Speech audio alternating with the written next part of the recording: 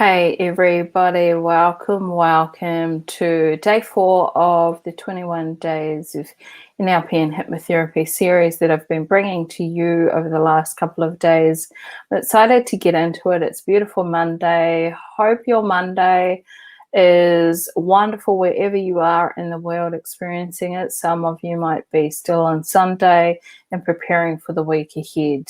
I hope you've had a fantastic Monday. I hope this video finds you in perfect health. And if not, I hope you know that you can be, do, and have whatever you set your mind to. You just have to make a decision and follow through. And it's in the follow through that you will get the results that you want, as long as they're aligned and as long as they're ecological, and also as long as they're in alignment with what it is that you would choose to have for yourself.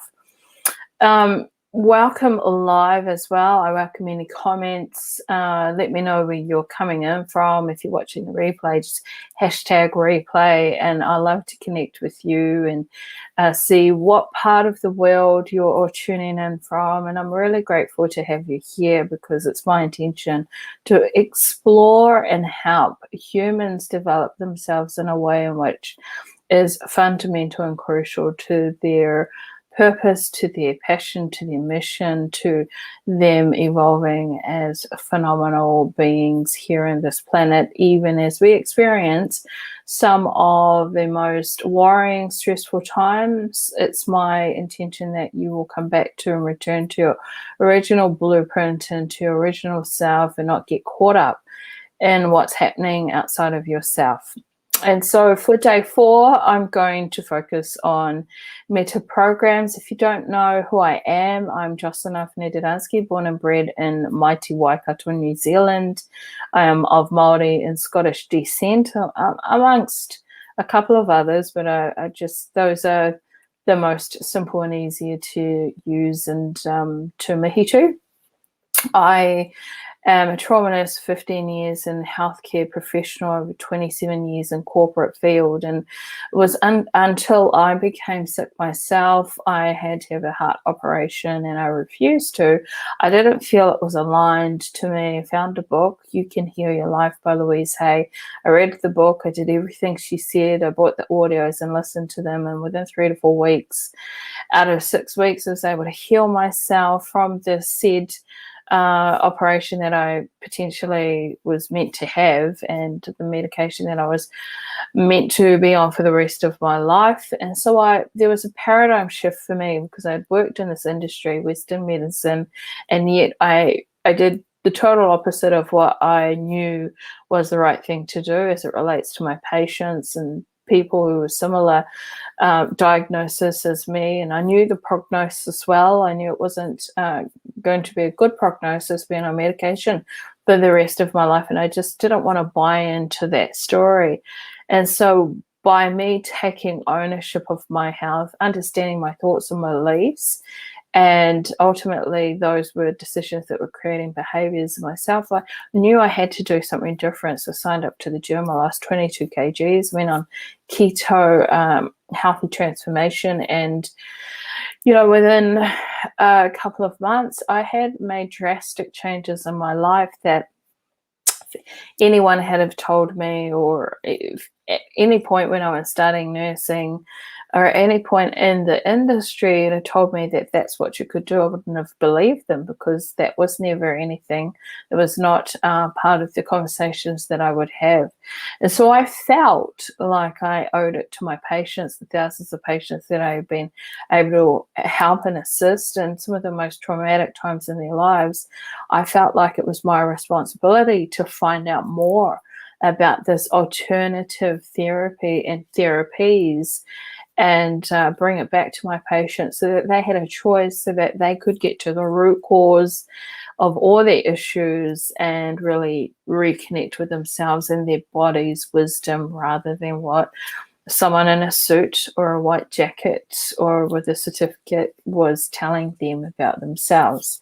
I truly believe you're the specialist in your own life, not anyone else. I truly believe that you can heal yourself and you can heal your life, because I've done it over and over again. And since then, 7-8 years ago, I've healed myself from multiple health issues, never really understanding why these were being recreated, but then being willing enough to traverse through that journey and master my mindset. And that's what NLP and hypnotherapy really is about. Two modalities that changed my life and enabled me to also make drastic changes in my life, and I constantly use them every single day in some way or some form or another, and I feel like it's an important opportunity for me to share this with you. So in the last series in day 3, we went through the NLP communication model. If you have any questions about that, any concerns, please just comment down below. I'll definitely get back to you. And we're going to dive a bit deeper into the NLP communication model, because if you understand that, you know how to effectively communicate with yourself, then you're able to do that with anything and everyone in any event at any time in your life when you choose to apply these tools.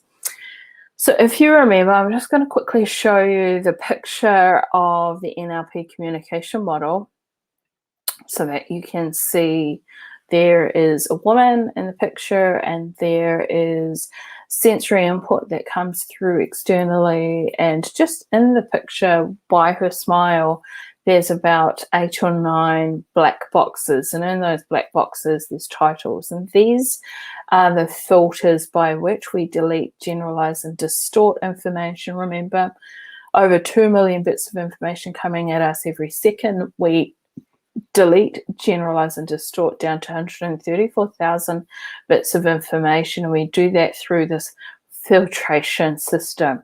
And today is day 4. I want to focus on meta programs, which is one of those filters. I'm going to quickly show you the picture so that you can see it.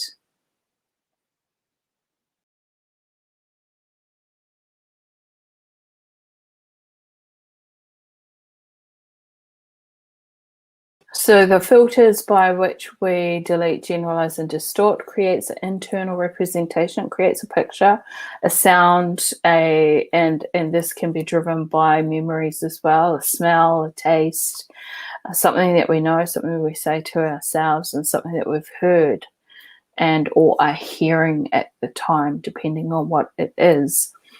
And then we, from that internal representation, we also make a state, and our physiology reacts to that state. So if we're feeling really high vibe, woohoo, then our physiology tends to be uplifted, high vibe. If we're in a state of bit sad, down and gloomy, remember I shared the example of my grandmother when she passed away, and I informed you of how you could notice the 2 differences in my energy when I'm talking about 2 different things. Being on the motorbike with my daughter having fun on the weekend, and then my grandmother dying. And then that creates a behavior. So it happens in microseconds. It's so fast, this whole NLP communication model. I'll show it to you.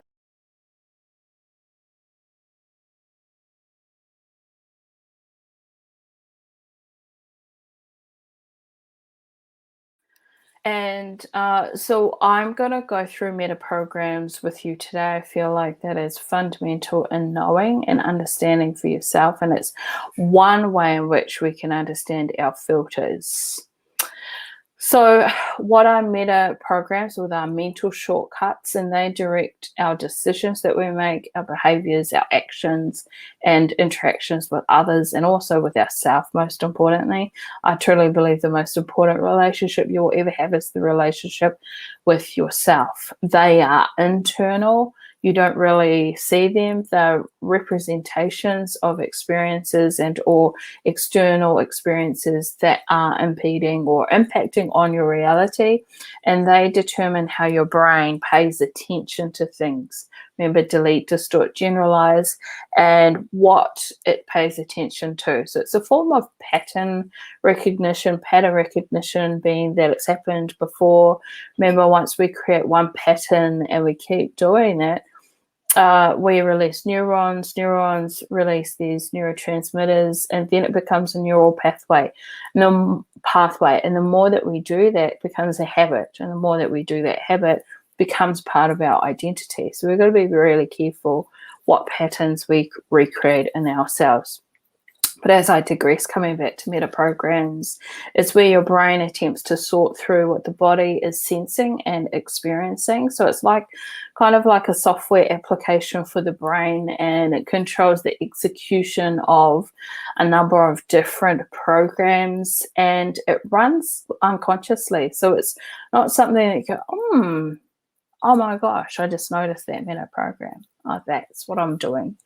It's not like that at all. It's actually just running under the radar unconsciously, constantly there, and it directs your thoughts, and it's also influenced by your thoughts, your beliefs, your values, your memories, and other responses as well. So what is meta programs? It's a mental program that basically runs our lives at an unconscious level of awareness. And these mental programs or meta programs determine how information is processed by deciding on what we delete, distort, and generalize from our experiences. And because of that, we can sort and sense and make sense of the world through what is coming through our sensory input. And it also can influence how we form our own beliefs, our opinions and perspectives about ourselves, about our world, about our life, about our relationships, about our work, our job, our career, our mission, about what's going on in the world, and also our circumstances. So it's really important, because this is a place of sorting. Now, if we're sorting through a myriad of unresourceful beliefs, thoughts, behaviors, like I was not paying attention to my health, for example, then that's the quality of the information that we are processing and sorting through. If we upgrade our resources, if we learn, grow, expand, if we read more books, if we expose ourselves to more people who are successful in the realm of influence that we want to be in, then we're going to upgrade the level of information and knowledge that we have and ascertain, and then also that filtering process is better quality of what we're deleting, distorting, and generalizing, which creates also better results for ourselves. This is why it's like it's really important. So I'm going to take you through 5. I'm only going to choose 5 of these because I think there's so many. There's about between 20 to 50 meta programs, and some of them sort of go into each other, but I'm just going to keep it simple. And so for the purposes of this, I just want to review. Remember, we delete, distort, and generalize. And our filtration system, when you look at that picture of that lady, I'll quickly show it again. So you get, it's right by her smile. You'll see those black boxes.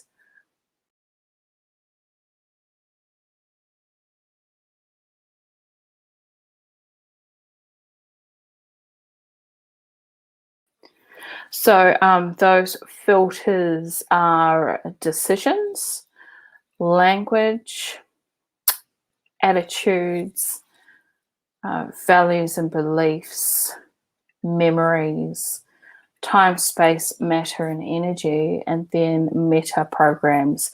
And based on those filters, we create an internal representation, which can be like a picture, it can be anything. For example, my Nana died, and every time I smell the smell of her moisturizer, it creates an internal representation. It's like an imprint, and I remember the smell. So I remember soft hands, and so I'm feeling, and smell is an internal representation presented with the smell of her moisturizer, for example, creates a state. So I'm like, oh, my nan, love her, miss her. And I instantly see a picture as well. My physiology is one of gratitude. I'm so grateful for this powerful, strong woman who I was lucky to have as my nana. And the behavior that's induced is one of deep contemplation and reflection. Okay, so this can happen over and over every second of every day, depending on what's coming through our external sensory input. So I'm going to focus on, I'm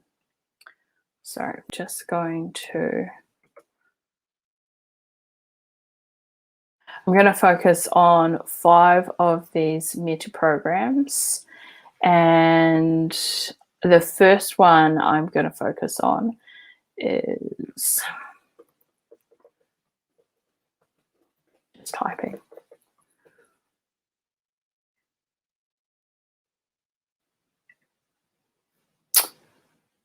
Sorry, just bear with me a second.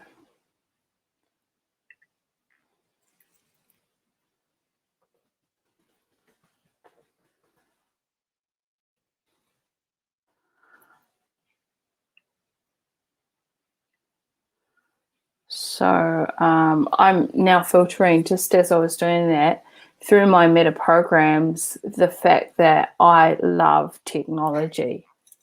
So I'm trying to dialogue with myself and tell myself to stay calm. It's okay. It's going to be all right. Because technology and I are best friends.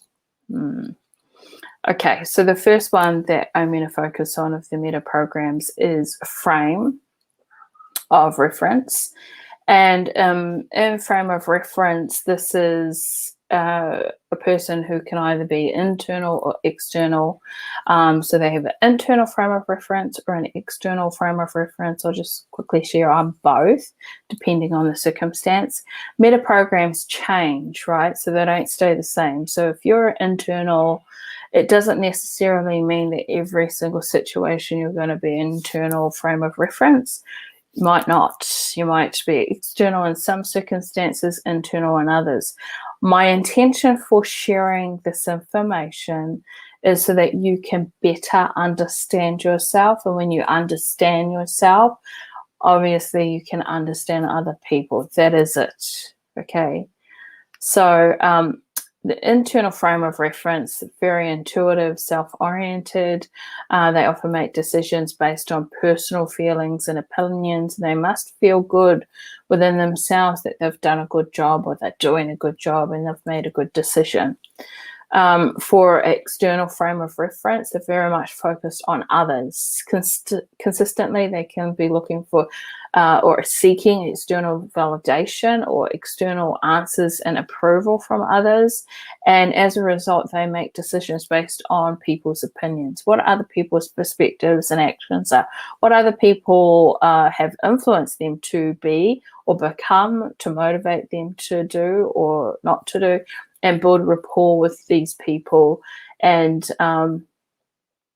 if they have got the results that they want, they tend to listen to those that have got the results. Depends on so many other levels, but that's just an example. The second one is self or other. And a self or other is based on how a person thinks about themselves in relation to others. Now, the self is a self-centered type person. They focus on themselves and they can be dissociated with what's happening around them because they're primarily focused on the decisions that will impact their own personal interests or improve or increase their own personal opinions, interests, thoughts. And it's based on basically what's in it for them in any situation. So in order to connect with these people, you would want to make a decision based on satisfying their needs and wants and desires, or that's how they will choose to communicate. So, for example, if you're in a relationship with someone who is self-oriented, then this may either be for you or maybe not for you. This might be a type of relationship that you necessarily wouldn't mind, or it might be something that you don't want to engage in because of they're so disassociated and focus on themselves. Similarly, in the opposite direction, they're often curious and focus on the needs of other people, and therefore they make any kind of decision, like in terms of how is this going to be beneficial to the greater good, beneficial to me and the others. And they'll often think of what's in it for everyone and how will it benefit everyone. A good example of this is a mother pre having a baby and after.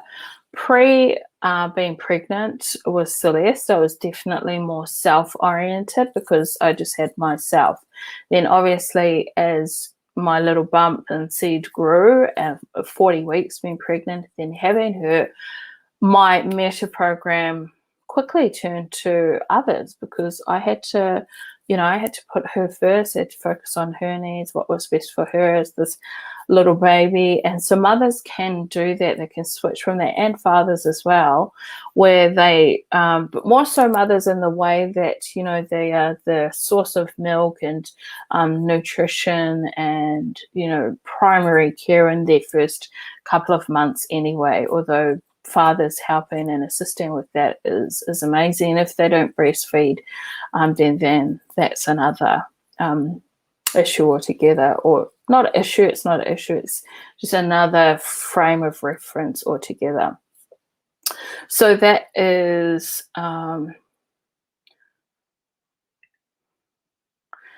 self or other. The third one is mismatch or matcher. What did I put there? I put match or mismatch. Yeah, match or mismatch. And so with a matcher or a mismatcher, this is based on how much sameness or difference a person finds in any situation. So they tend to either agree or disagree. A matcher will agree and a mismatcher will disagree through conversation, through anything, through any type of decision making. So a person with a matcher sort, they're often more optimistic, very approving, tend to look for similarities and common ground when they're conversing with others. They base their decisions based on the similarities of others and their circumstances in life. And the way in which to influence, motivate them, or build rapport with them is to mirror their experiences, their beliefs, their values, their standards, which will ultimately develop a strong emotional bond with matches, and also great levels of rapport. With a mismatcher, it tends to be different, totally different. They tend to go against the grain. They tend to find fault in things and circumstances, and in others, they always look for differences, and they value differences as well, and they'll tend to disagree with you no matter what you say. So in order to influence and motivate these people and build rapport with them, you need to be proficient at using reverse psychology. You still need to know what you stand for, that your values are congruent, and you also need to know what you're doing.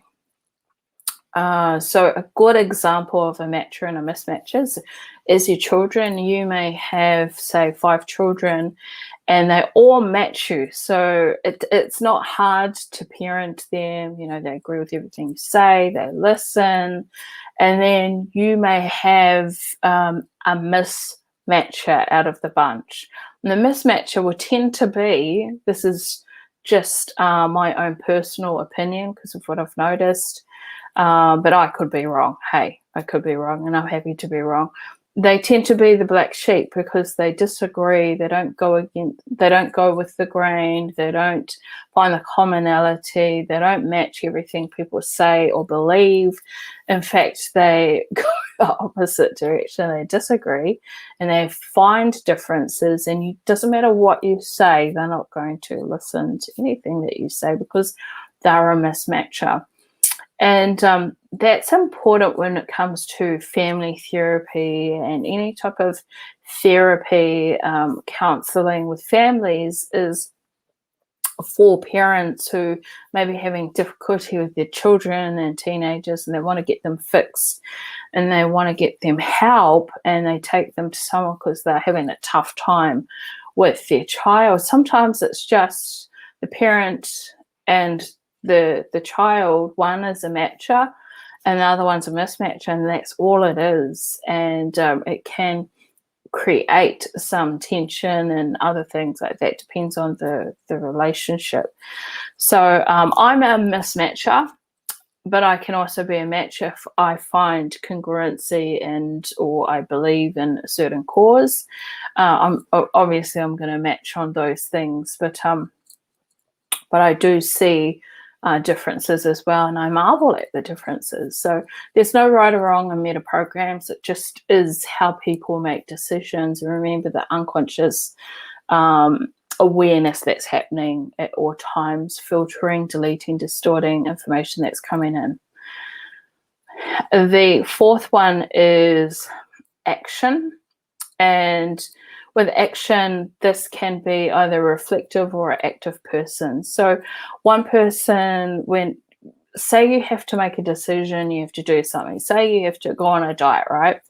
The reflective person will think about it, will weigh up the pros and cons, is often introverted. They will really take immediate action. They'll ring up the people to find out about the best shakes. They'll do their research.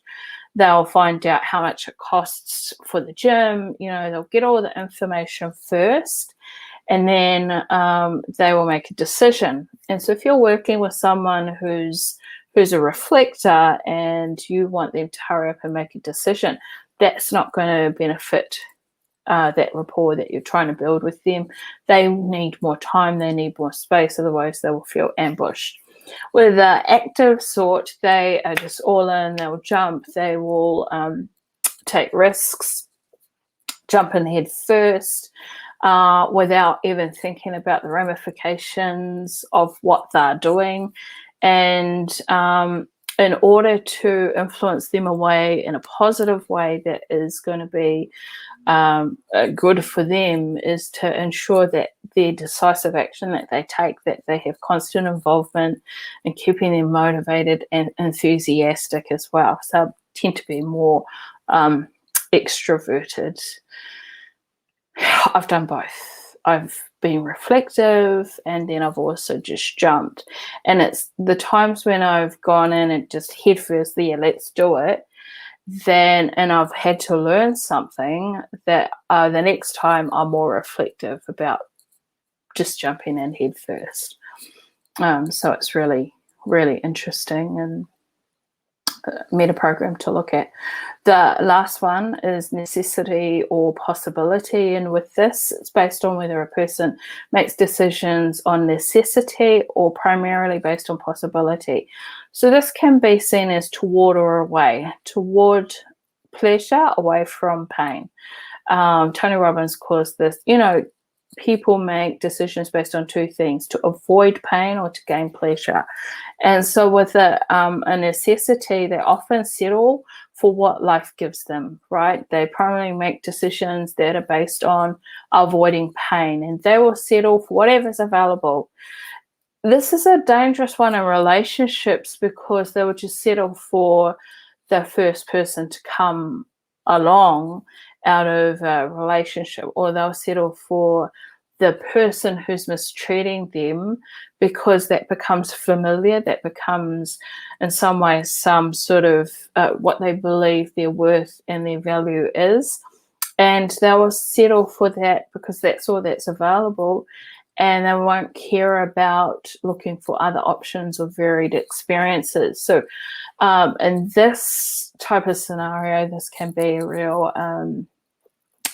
just misaligned with someone's values and beliefs and all what they want in their life.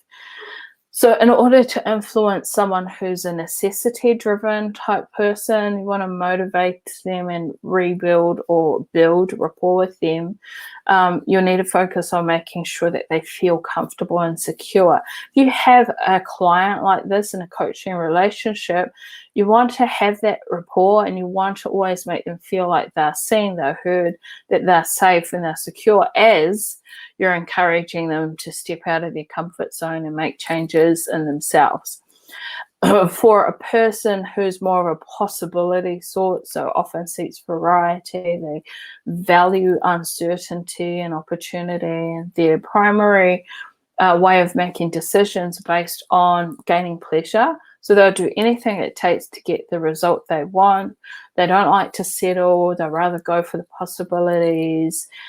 It's I can, I will, I must. They'll expand and grow all the time, and they're constantly looking for ways to improve their life. Then their focus will be on, and your focus to engage with them will be better on presenting them with challenges, informing them about the risks, letting them know like sort of the bandwidth in which to take these risks, but that they will need to take what they'll need to do to get to the outcome and the opportunities that will be lying there for them and available for them when they take positive action. So hope this helps in terms of meta programs. The phenomenal filter. There's so many meta programs out there, but if you understand yourself, some of the meta programs and how you make decisions, then you can understand how sometimes it may be in alignment with your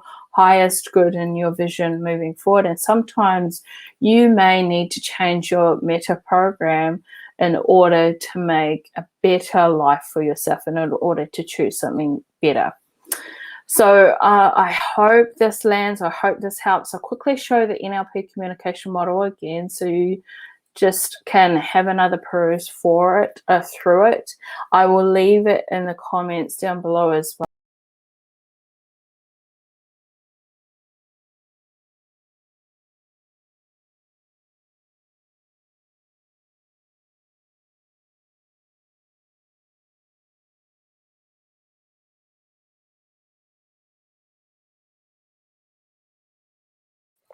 And that was day 4 of 21 days of NLP and hypnotherapy. I hope that lands, hope that helps, hope that serves you. Have a wonderful rest of your day, and I'll see you tomorrow for day 5. Take care, everybody. Let's transform the planet. Let's help and assist other people to become unstoppable. And first and foremost, let's make sure you're unstoppable first. Bye, everybody. Take care.